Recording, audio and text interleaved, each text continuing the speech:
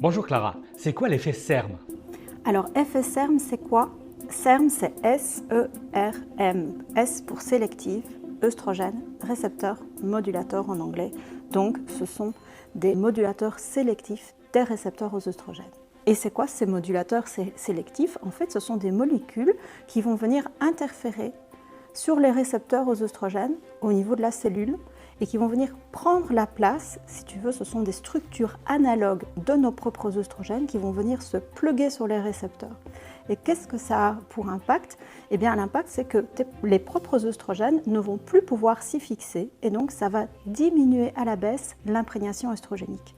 Donc c'est intéressant d'introduire ces aliments à effet SERM dans son alimentation quand on a une imprégnation œstrogénique qui est trop forte chez la femme.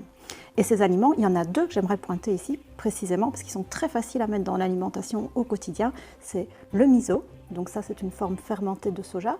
Le miso est intéressant parce que dans le soja fermenté, on va avoir des principes actifs qui seront beaucoup plus efficaces. Et le deuxième, c'est le lin. Et donc, ajouter une cuillère à soupe de graines de lin dans son assiette au quotidien, c'est aussi très facile.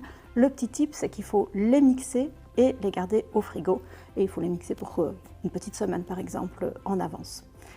Souvent, quand on parle de phytohormones, ça fait peur. Et donc là, dans ce cas précis, il faut considérer que ce sont des hormones-like qui vont diminuer et pas stimuler. Donc voilà, parce qu'il y a souvent beaucoup de confusion dans tout ce qui va être œstrogène-like dans l'alimentation. Donc là, dans le cas du soja et des graines de lin, on va être dans cet effet SERM.